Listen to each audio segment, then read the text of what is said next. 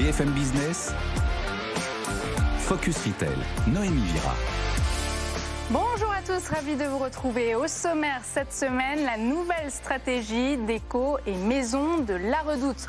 On en parle dans un instant avec mon invité Philippe Berland, directeur général de La Redoute. Doit-on parler d'apocalypse? 54 enseignes ont fait l'objet de procédures judiciaires en 2023.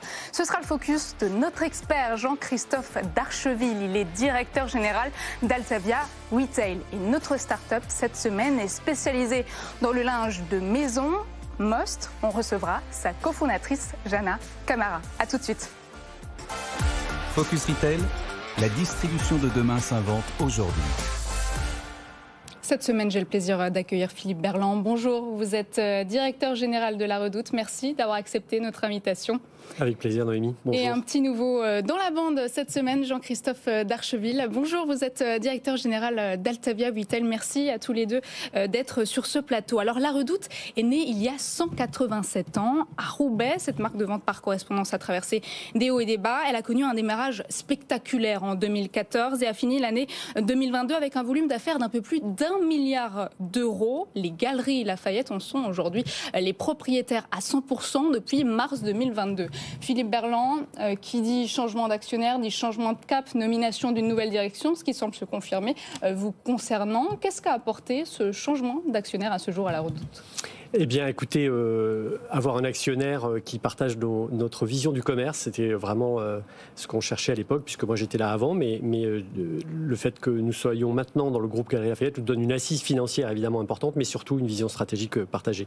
Ce qui vous donne aussi une présence dans les corners des différents magasins ? Alors très concrètement, oui, ça nous a permis d'accéder à du retail physique, ce qui est important pour ce que l'on souhaite vendre aujourd'hui et à l'avenir, notamment nos produits d'ameublement et de linge de maison. Alors en novembre, vous avez annoncé que La Redoute allait se concentrer sur la décoration maison, secteur qui représente actuellement 60% du chiffre d'affaires. Alors, quand j'ai entendu cette annonce, c'est vrai que ce choix m'a un petit peu étonné, sans doute parce que c'était au même moment du placement en liquidation judiciaire d'Habitat. Le prêt-à-porter, on sait que c'est un secteur compliqué, mais est-ce que le secteur de la maison est plus résilient selon vous ? On voit ce qui s'est passé avec Habitat, la Maison du Monde aussi, qui connaît un chiffre d'affaires en net recul. Pourquoi avoir choisi de bâtir ce virage stratégique autour de la maison ? Écoutez, en longue période, oui, le marché de l'ameublement et de la maison globalement est plus résilient que celui où nous étions traditionnellement, historiquement, depuis 187 ans, vous l'avez dit, de l'habillement. L'habillement, c'est un marché qui est en profonde mutation depuis pas mal d'années. La fast fashion, de plus en plus forte. Et puis de l'autre côté, l'aspect durable, le changement de comportement avec notamment l'avènement de la deuxième main. Donc tous ces facteurs de modification, de transformation profonde du marché de l'habillement ont fait qu'il a été, on va dire, en léger déclin depuis longtemps, alors que le marché de la maison, lui, est plus résilient. Et nous avons développé déjà depuis quelques années nos capacités à être présents sur ce marché avec 2 marques propres que nous développons. Ce sont des marques qui sont développées par nos équipes, nos équipes de créatifs, de développeurs produits. La Redoute Intérieure, d'un côté, une marque accessible, populaire, et puis une marque plus premium, AMPM. Voilà. Et après avoir développé ces marques, on a aujourd'hui le sentiment, l'intime conviction d'avoir les armes pour être présent sur ce marché plus résilient. Alors ça ne veut pas dire qu'il n'y a pas des soubresauts et effectivement, vous l'avez cité, certains concurrents qui ont des difficultés. Et quels sont les leviers de croissance justement ? La France, où bon nombre de personnes reconnaissent La Redoute comme étant un acteur du prêt-à-porter, ou davantage l'international ? Les deux, Noémie, en fait. Vous l'avez très bien résumé. En France, on n'est pas assez connu ou reconnu ou considéré pour des achats de maison. Donc aujourd'hui, la seule chose que j'ai à dire, nous sommes un acteur de maison. Nous avons des collections de meubles absolument magnifiques. Nous sommes plus traditionnellement présents sur le linge de maison, qui fait partie intégrante de ce marché. Mais aujourd'hui, on a la capacité avec nos collections de séduire les Français. Et ils doivent le savoir, ou on doit le faire savoir plus, que nous sommes un acteur maison. Et puis l'international, oui, ça a été une voie de croissance pour La Redoute ces dernières années. Et ça le restera. Parce qu'on a aussi des places à prendre. Nos marques nous permettent d'avoir des places sur chaque marché européen, compte tenu de leur complémentarité. Justement, sur le marché européen, pour ce développement, vous allez mettre le focus sur la Suisse et l'Italie. Pourquoi ces 2 pays spécialement ? Alors, d'abord, l'Italie, parce que c'est un pays qu'on a démarré il y a 1 an, avec une présence à Milan, et on entend développer ce pays je dirais, directement sur un modèle maison, très centré maison, puisqu'on part de rien. Hein, donc c'est vraiment une approche start-up. Et l'Italie a aussi cette caractéristique d'avoir des marques de meubles extrêmement haut de gamme et puis du bas de gamme. Et au milieu, on a notre place. Voilà pourquoi on a choisi l'Italie. Et puis la Suisse est un pays plus traditionnel pour nous, où on est présent depuis presque 30 ans aujourd'hui, et on était très habillement. Et puis on va faire la transformation pour aller de plus en plus vers la maison, comme on va le faire en France également. Vous allez ouvrir 6 points de vente physiques à partir de 2025. Oui, ça fait partie du parcours client aujourd'hui qu'on veut proposer, parce que pour choisir un canapé, pour choisir un fauteuil, que sais-je, une armoire, c'est mieux de voir, c'est mieux de sentir. On est des commerçants, on a besoin de faire comprendre la valeur de nos produits. Le digital est extrêmement puissant, mais le côté sensoriel, le côté confortable ou pas d'un produit, ça se vit, ça s'expérimente. Et puis on aime bien le retail parce que c'est aussi un moyen de nouer la relation, voilà, et d'enrichir l'expérience. Donc c'est essentiel pour nous. Et pourquoi avoir choisi de pousser vos marques propres plutôt que d'acheter celles des autres ? Écoutez, là pour le coup, c'est un savoir-faire historique de la Redoute de développer ces produits. Il y a un souci de la qualité, il y a un talent, il y a des compétences, et donc on a choisi de s'appuyer sur nos équipes, sur nos talents. On l'a choisi dès 2014. Hein, rappelez-vous, quand l'entreprise était en difficulté, le pari a été alors de s'appuyer sur nos marques propres, et en particulier la maison, en s'appuyant vraiment sur nos équipes et nos talents. On a près de 70 ou 80 personnes qui sont dans la sphère créative au sens large, que ce soit en prêt-à-porter, mais surtout en maison, avec des designers, des illustrateurs textiles, des stylistes. C'est ça qui nous permet d'être uniques. Voilà. On considère que sur ce marché du digital et plus largement du retail sur la maison, c'est avec notre créativité qu'on peut faire la différence. On l'a dit, vous vous êtes installé à Roubaix il y a 187 ans. Est-ce que ça représente une force dans cette internationalisation ? Alors, le passeport français est important. Je ne dirais pas le passeport roubaisien, parce que ça, c'est plus compliqué à capter, évidemment, pour un consommateur européen. Nous, c'est important en termes de culture, en termes d'ancrage local. On a été très attachés à rester dans le berceau de l'entreprise.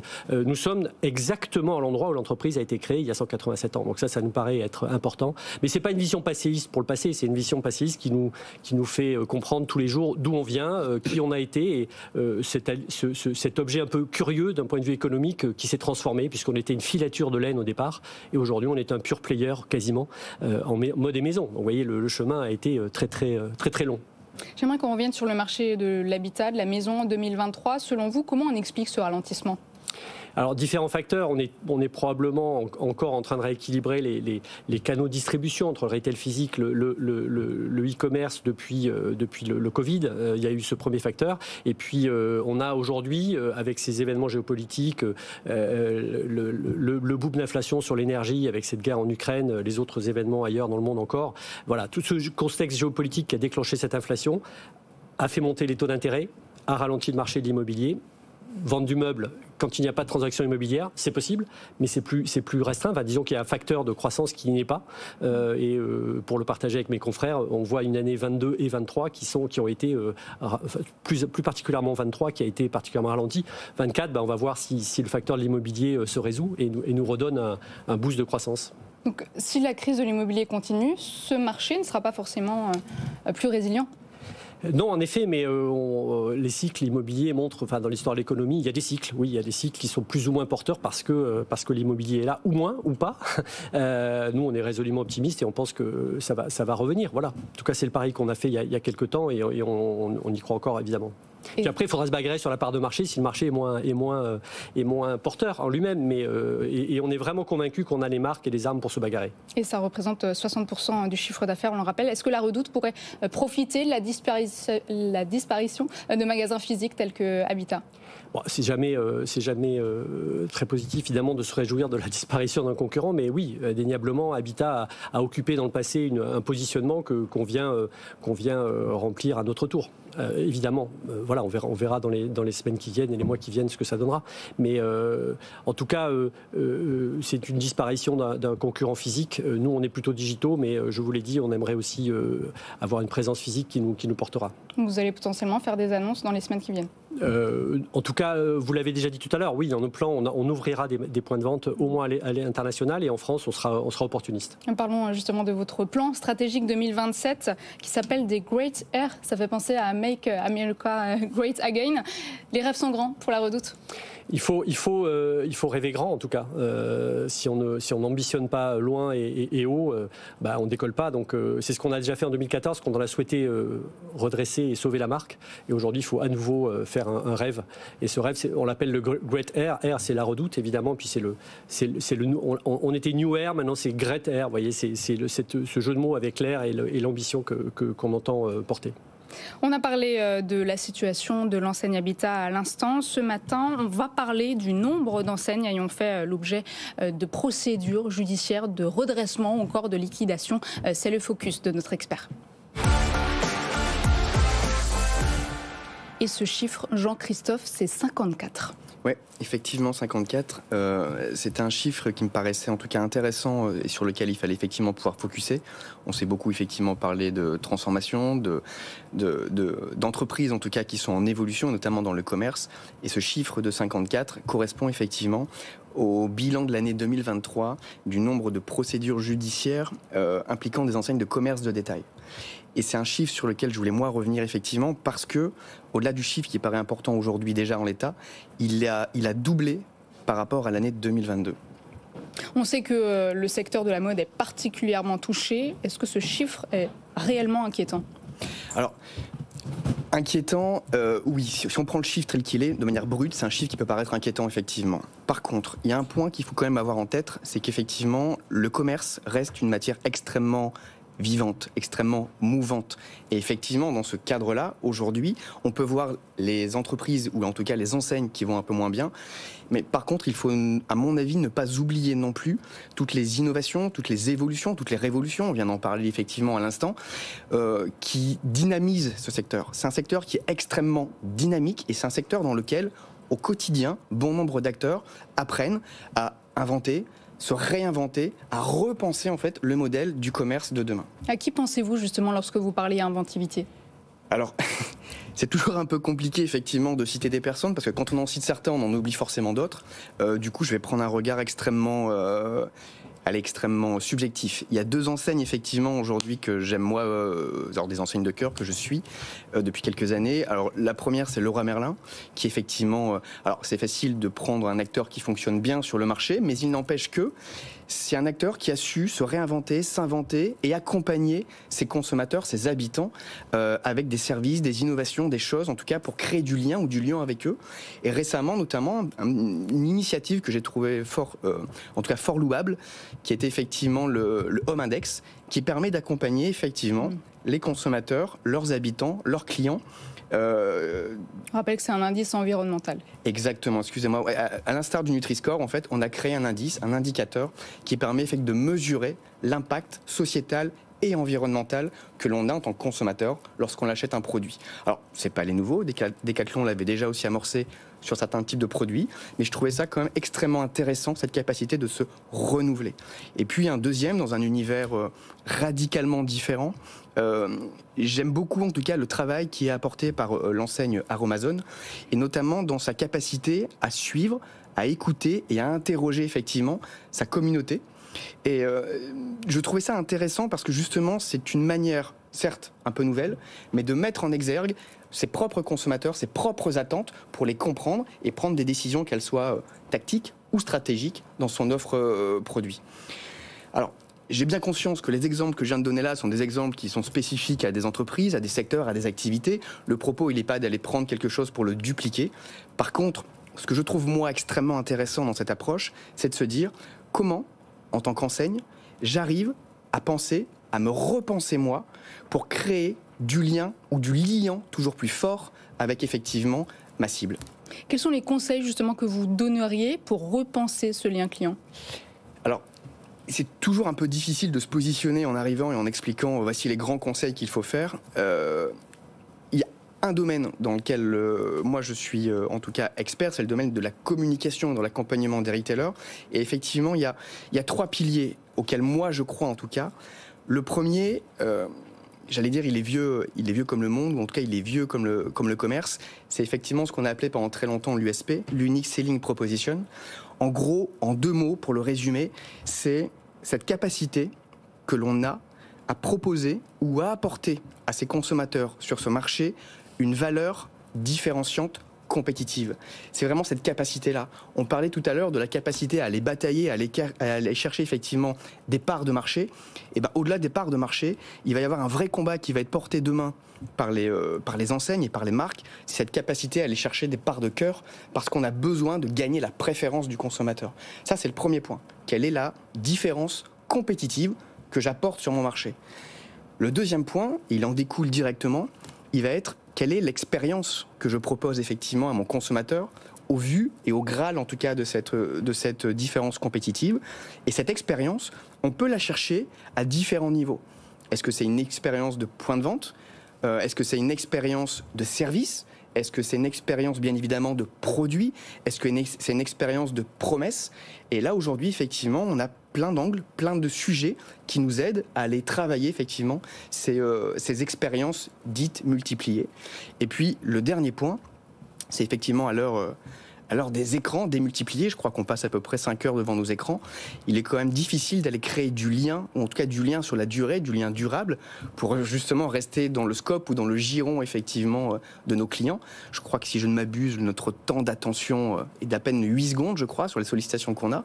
Donc comment moi, en tant que retailer, en tant que marque, en tant que distributeur, j'arrive effectivement à créer, et notamment par le content, quelque chose auquel je crois beaucoup, du lien ou du liant en tout cas, avec effectivement ma cible. C'est vraiment pour moi les 3 sujets sur lesquels, en tant que communication, bien évidemment, une marque, une enseigne a la capacité de pouvoir travailler. Ouais, comme vous le dites, le contenu, donc quel fil rouge permet d'occuper le terrain dans l'esprit des clients. Très intéressant, merci beaucoup Jean-Christophe. On va entamer la deuxième partie de cette émission avec vous, Jana Camara. Bonjour, vous êtes cofondatrice de Most. Donc c'est une jeune marque de linge de maison, moderne, confortable, 100% digitale.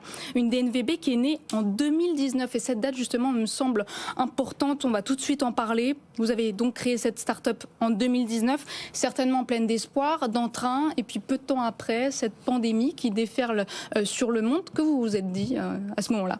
Alors à ce moment-là, je me suis dit qu'en effet, le timing n'était pas parfait. Donc nous, on était une toute jeune entreprise qui se lançait, la pandémie a démarré, on a eu tout un tas de restrictions qui ont été mises en place. On n'avait pas encore la mesure de l'impact de ces restrictions sur le business.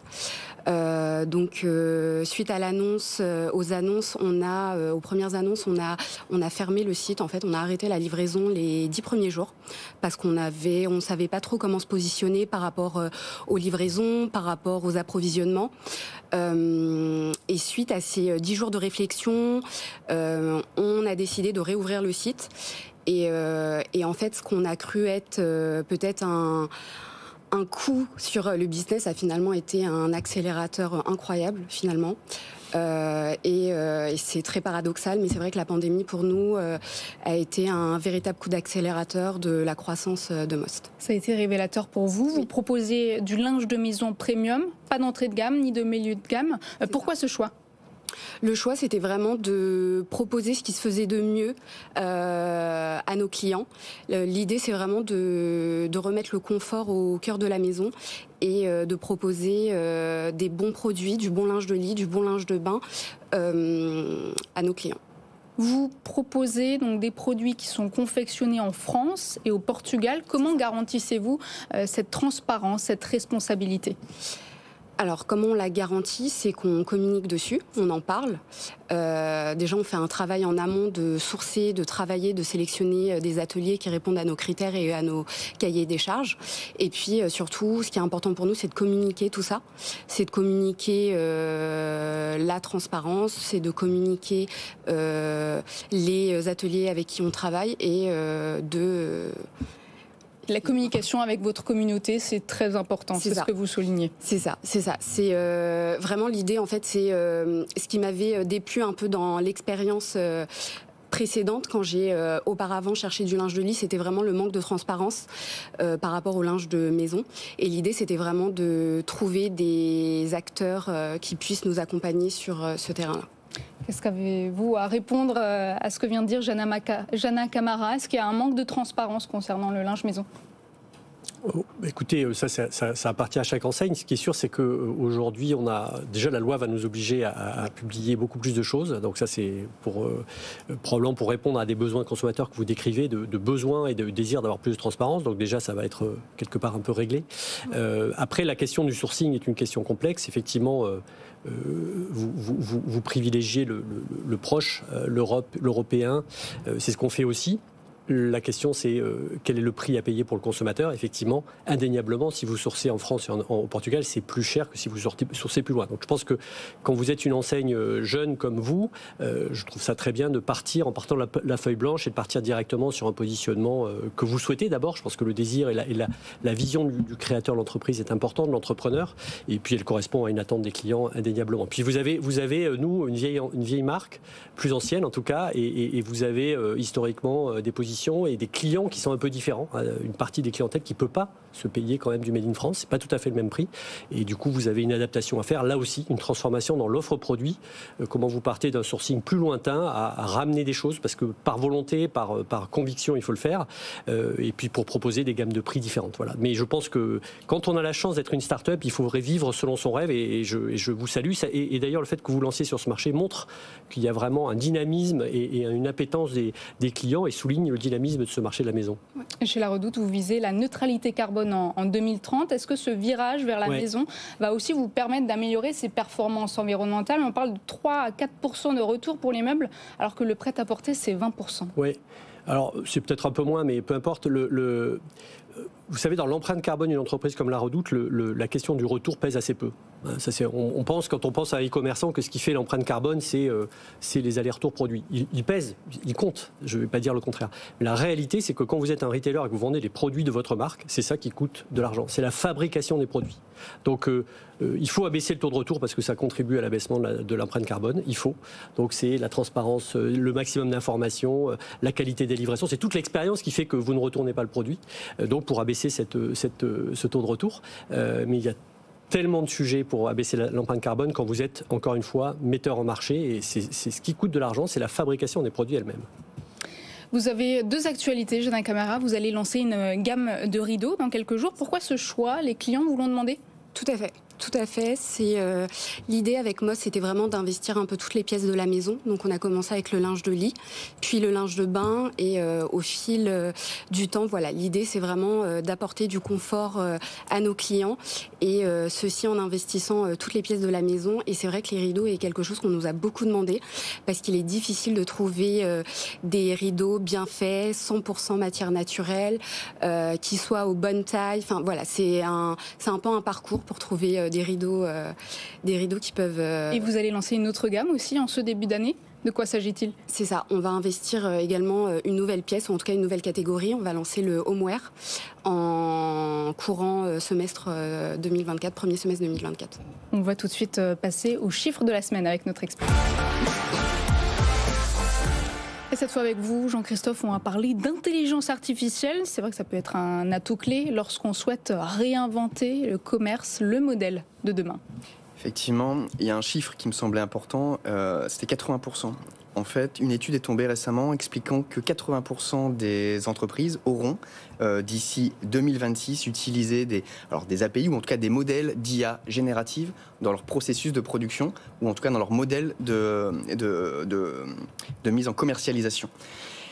C'est un chiffre, moi, qui m'a beaucoup parlé, pour être tout à fait transparent, parce qu'il y a un point, c'est on se parle de 2026. On n'est pas en train de se parler d'une projection à 15 ans, on n'est pas en train de se parler d'une projection à 5 ans, on est en train de se parler de 2 ans.